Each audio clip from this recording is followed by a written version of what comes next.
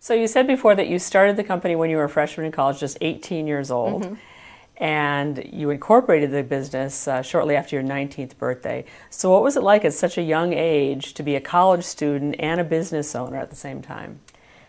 It was frightening and exciting, everything you would think it would be. I had just taken a course in Argentina, working with a startup there, and I came back with that course, applied for my entrepreneurship major. I was gung-ho about it. I was excited, and then I thought, I don't think I'm ever going to be that person with the idea. You look at Steve Jobs and you look at all these different inventors and creators and Mark Zuckerberg, and you said, I'm not going to have that idea. Those are one in a million ideas. Right. And then nonsense happened.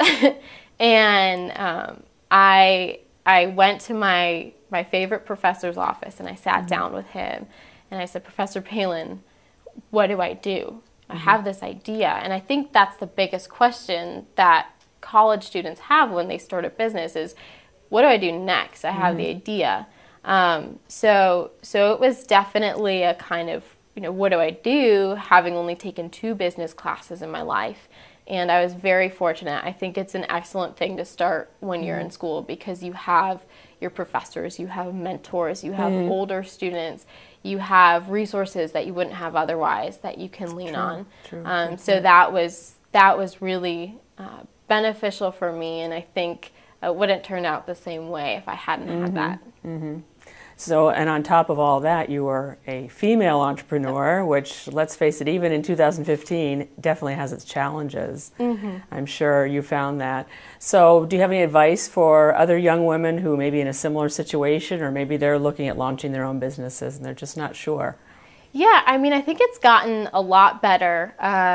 And, wherever you go, business schools, corporations, you're going to have more males than females, and it's going to be a little bit harder to get where you want to go, and it's just you just have to wait for trends to change, and it's changing in a good way. But you have more people speaking out. There was the lawsuit over in Silicon Valley in California about gender bias in venture capital, and an article came out saying that I think only 2.7% of venture-backed companies have a female as the CEO. So there are those obstacles and barriers to face, but I don't think that should get to anyone. Any girl, woman that's thinking of starting a business, I think it's an excellent idea, and I love it.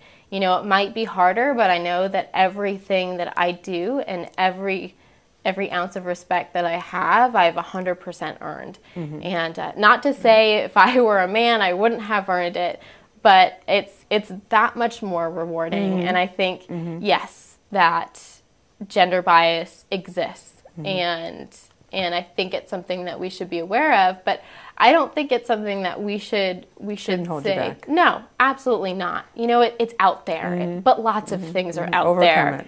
Yeah, and you can't not do something because of fear. I think in an educated way, maybe you're afraid to skydive, so maybe you wait or you do it with a professional. But I definitely think that though it'll be a long road, it's an excellent road to go down, and I encourage anyone to really try, to at least try. Yeah, definitely. Very good advice. And so